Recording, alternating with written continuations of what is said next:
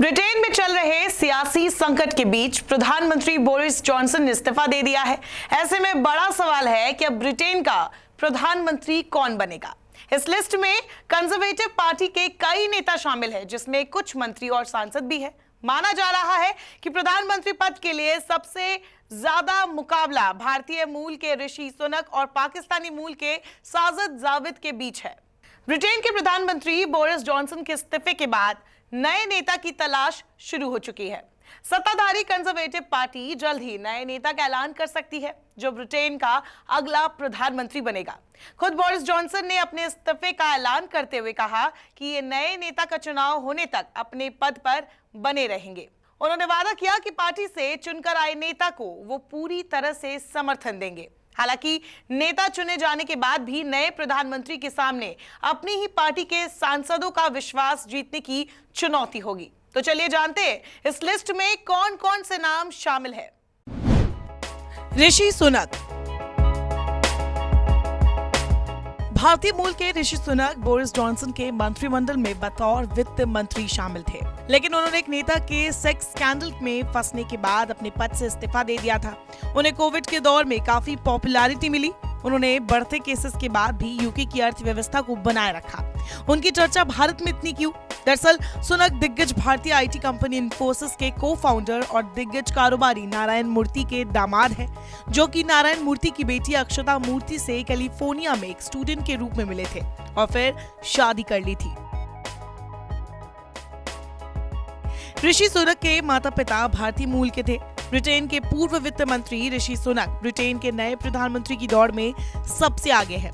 Richmond के उत्तरी Yorkshire से 2015 में पहली बार सांसद बने थे। उन्होंने 5 साल से भी कम समय बाद 2020 में वित्त मंत्री की कुर्सी हासिल कर ली। हालांकि अपनी पत्नी के टैक्स मामलों पर विवाद और लॉकडाउन नियमों के उल्लंघन के लिए जुर्माना लगाने से ऋषि सुनक की प्रतिष्ठा को ठेस भी पहुंची।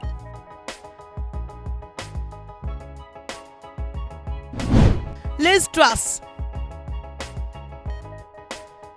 ब्रिटेन की विदेश मंत्री लिज ट्रस प्रधानमंत्री पद के उम्मीदवारों की लिस्ट में दूसरे नंबर पर है। उन्हें प्रधानमंत्री बोरिस जॉनसन का सबसे करीबी और प्रबल समर्थक नेता माना जाता है। वो पहली बार 2010 में दक्षिण पश्चिम नॉरफॉक के सांसद के रूप में चुनी गई थी। विदेश सचिव लिज ट्रस कंजर्वेटिव्स की जमीनी स्तर की लोकप्रिय लीडर है और वेबसाइट कंजर्वेटिव होम द्वारा किए गए पार्टी सदस्यों के चुनाव में नियमित रूप से टॉप पर रही। 46 साल की ट्रस पहले जॉनसन के कैबिनेट में इंटरनेशनल ट्रेड मिनिस्टर थी और उन्हें पिछले साल यूरोपीय संघ के साथ प्रमुख वार्ताकार बनाया गया था। सोमवार 4 जुलाई को उन्होंने कहा कि प्रधानमंत्री को उनका 100% सपोर्ट है।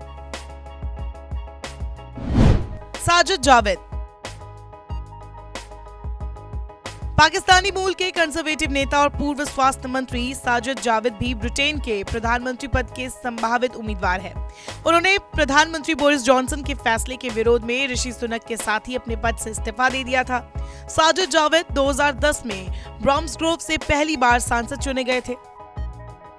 पाकिस्तानी रिफ्यूजी परिवार में पैदा हुए साजिद जाविद ने 2019 में प्रधानमंत्री पद के लिए बोरिस जॉनसन का प्रबल समर्थन किया था। इसके लिए उन्हें चांसलर की भूमिका देकर पुरस्कृत भी किया गया, लेकिन उन्होंने 6 महीने बाद पद छोड़ दिया, जिसके बाद उन्हें 2021 में ब्रिटेन का स्वास्थ्य मंत्री बनाया गया। Michael gov. माइकल गोव को प्रधानमंत्री बोरिस जॉनसन का प्रबल विरोधी नेता माना जाता है। उन्होंने कैबिनेट में रहते हुए प्रधानमंत्री जॉनसन के इस्तीफे की मांग की थी, जिसके बाद जॉनसन ने उन्हें पद से बर्खास्त कर दिया था।